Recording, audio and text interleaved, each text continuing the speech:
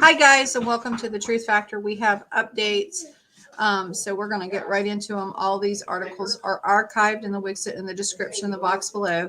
So let's get right into these updates. It appears that they're reporting that one of these places have been obliterated. That's what the reports are. So we're going to jump right into it, guys. I'm going to the first article we have here is Hal Turner article, and so we're gonna get right into it. It does say Israel is attacking Iraq now. Large explosions are taking place inside Iraq at this hour at 8 p.m. Eastern Daylight Time on the 19th of April. Reports say Israel is attacking camps of the Iran Revolutionary Guard Corps. 8 killed, dozens injured, and the channel of the Islamic Revolutionary Guard Corps are already reporting that at least 8 members of their popular mobilization forces in Iraq have been killed and dozens have been injured. Reports say that the Calso base is completely obliterated. And there's some different pictures there. A senior Iraqi official has said that tonight's explosions at the Calso base of the Popular Mobilization Force in the Babylon Governorate of eastern Iraq is believed to have been caused by Israeli airstrike. The main headquarters of Kataib Hezbollah, a key ally of the IRGC in Iraq, are based in Jurf al-Sakahar, southern Baghdad. The Popular Mobilization Force has released a statement regarding tonight's explosion at the Calso base in Babylon, Governorate of eastern Iraq.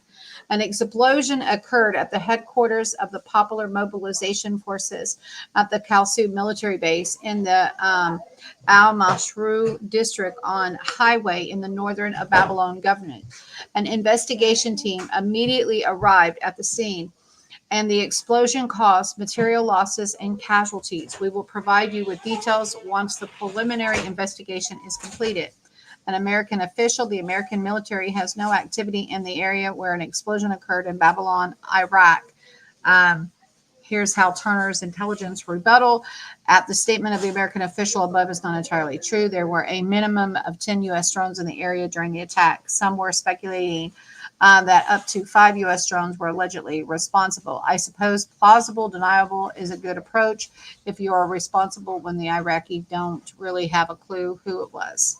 Anyway, but here is from U.S. Central Command, which we've already reported that we are aware of the reports claiming that the United States conducted airstrikes in Iraq today, but those reports are not true. The United States has not conducted airstrikes in Iraq today.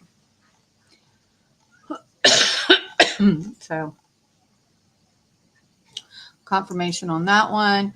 Then we have another footage. It kind of looks like the same video from earlier, but this is dramatic footage from the Israeli airstrike against an Iranian proxy group in Iraq tonight. The Islamic regime in Tehran is taking loss after loss.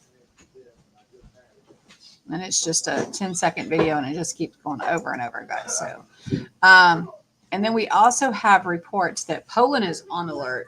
So Israel hits the IRGC in Iraq, and North Korea fires again. It's a test. I know I saw that somewhere. And then Poland is on alert, and this is from KLW World News. And then this Jackson Hinkle says that Biden is pushing Israel to recognize a Palestinian statehood in exchange for diplomatic recognition by Saudi Arabia.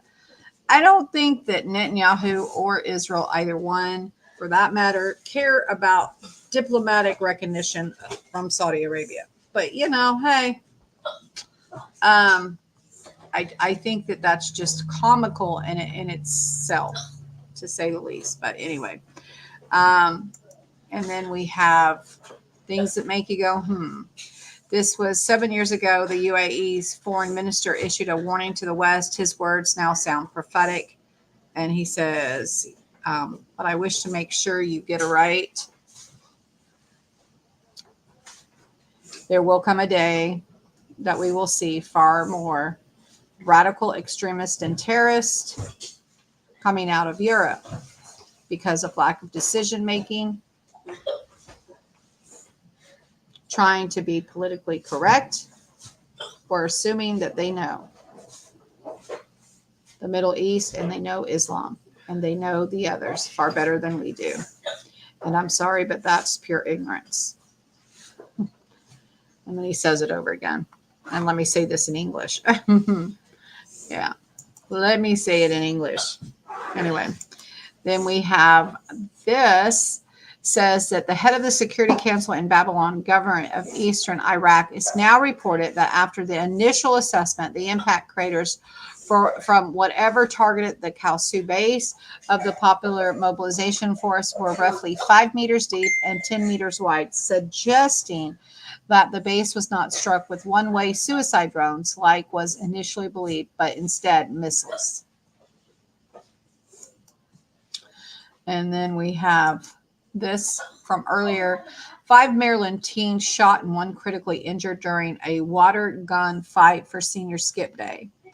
So authorities are searching for at least 1 suspect who shot 5 teenagers and 1 whom is critically wounded during a water gun fighting Friday, celebrating senior Skipday at a park in Greenbelt, Maryland. Authorities said these kids on senior Skipday were looking to have a good time at a local park. Greenbelt Police Chief said, Richard Bowers said at a news conference later on Friday evening, and have something like this occur is maddening, honestly. Hundreds of teens who had skipped school in Prince George County for the tradition had initially gathered in Bowie, Maryland, said Greenbelt Police spokesperson Ricardo Dennis. When both Bowie and Prince George County Police scattered the crowd, about 500 students eventually reconvened at Shrum Hills Recreation Center in Greenbelt. Dennis said the meetup had finally and formally organized on social media, authorities said. Students will leave school and head to the park with super soakers and squirt guns and have a good time playing water gun battles, Bauer said, adding teens had similar water gun fights last year with no incidents.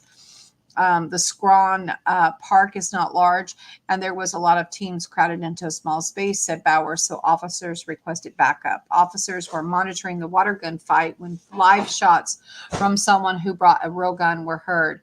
Bauer said there were about 10 shots fired. Bowers disclosed the area was immediately secured while officers searched for a suspect. Most of the teenagers left a park as police responded. Dennis said critically injured victim was airlifted to an area hospital. 4 other victims were hospitalized with serious but not non-life-threatening injuries. He said authorities had earlier reported that 2 of the victims were in critical condition but downgraded that to 1 in the evening news conference. 2 of the shooting victims were under the age of 18 and the other 3 were over 18, police said. Investigators believe the suspect fled the park with the other teens. Police are still investigating whether the gun was fired by someone who was participating in the water gun fight.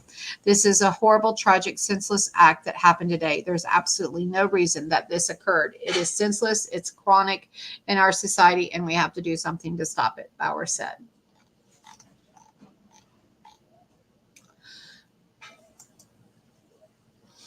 Alrighty, guys.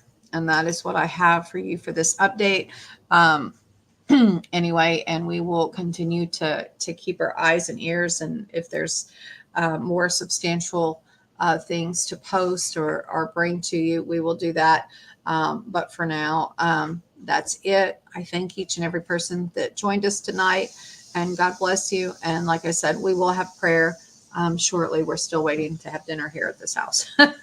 So it'll be after that. Anyway, God bless you all and have a wonderful evening. And thank you.